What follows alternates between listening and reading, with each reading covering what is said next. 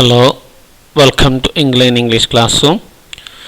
Dears, നമുക്കറിയാം നമ്മളൊരു വല്ലാത്ത സാഹചര്യത്തിലൂടെയാണ് ഈ വർഷം കടന്നുപോയതെന്നറിയാം. പക്ഷേ നമുക്ക് സമയമോ കാര്യങ്ങളൊന്നും നഷ്ടപ്പെടാത്ത രീതിയിൽ കൃത്യമായി നമുക്ക് ഓൺലൈൻ ക്ലാസ്സുകൾ കിട്ടി. അതൊക്കെ എല്ലാവരും ശ്രദ്ധിച്ചിട്ടുണ്ടാവും.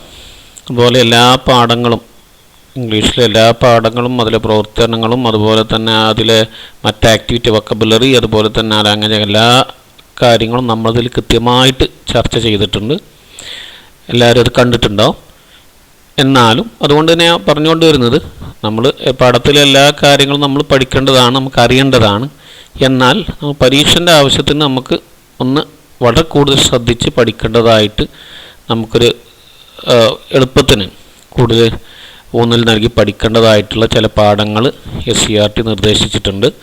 അതേതാണെന്ന് അറിയാം, അത് നമ്മൾ ഇതുകൊണ്ട് ഉദ്ദേശിക്കണുള്ളൂ. അപ്പോൾ അതിനനുസരിച്ച് നമുക്ക് പ്ലാൻ ചെയ്യാം, ആ ഭാഗത്തിന് കൂടുതൽ ഊന്നൽ കൊടുക്കാം എന്ന് പറഞ്ഞാൽ ബാക്കി കാര്യങ്ങളൊക്കെ നമുക്ക് അറിയേണ്ടതുണ്ട് കേട്ടോ. നമ്മൾ ഉയർന്ന ക്ലാസ്സിൽ പോകുമ്പോൾ ആ കാര്യങ്ങളൊക്കെ നമുക്ക് അറിയേണ്ടതുണ്ട്.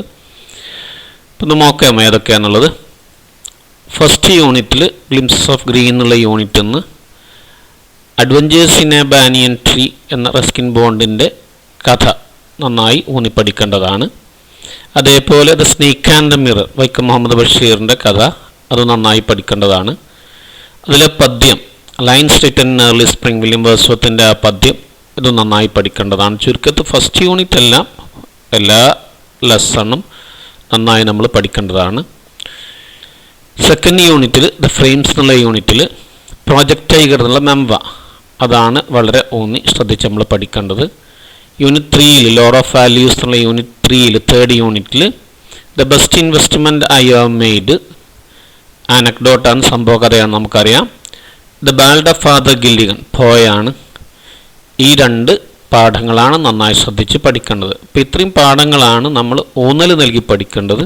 മറ്റു പാഠങ്ങളൊക്കെ നമുക്ക് അറിയേണ്ടതുണ്ട്. അപ്പോൾ ഈ തലത്തിലുള്ള ഈ പാഠങ്ങൾ റിവൈസ് ചെയ്തുകൊണ്ട് അതിനെ ബേസ് ചെയ്തുകൊണ്ടുള്ള ആക്ടിവിറ്റികൾ, പ്രവർത്തനങ്ങൾ, അത് പരീക്ഷയ്ക്കുള്ള ഒരുക്കങ്ങളൊക്കെ നമുക്ക് ചെയ്യേണ്ടതുണ്ട്. അതിന് സബ്സ്ക്രൈബ് ചെയ്യാത്ത ആളുകൾ സബ്സ്ക്രൈബ് ചെയ്യുക. ഏതാണ്ട് നമ്മൾ കുറച്ച് കഴിയുന്നതോടുകൂടി അടുത്ത ആഴ്ച, ഈ ആഴ്ച തുടക്കത്തിലൊക്കെ ആയിട്ട് നമ്മളതിൻ്റെ ഓരോ സീരീസിൽ ഓരോന്നായിട്ട് വിട്ടുകൊണ്ടിരിക്കും. ഇതൊക്കെ കണ്ടിട്ടുണ്ടെങ്കിൽ നമുക്ക് എന്തായാലും കണ്ട് അതുപോലെ ചെയ്യുകയാണെങ്കിൽ ഇംഗ്ലീഷിൽ A+ ഉറപ്പിക്കാം. അപ്പോൾ എല്ലാവരും ചെയ്യുന്നുള്ള ശുഭാപ്തിയോടുകൂടി all the best. Meet you again. Till then, goodbye.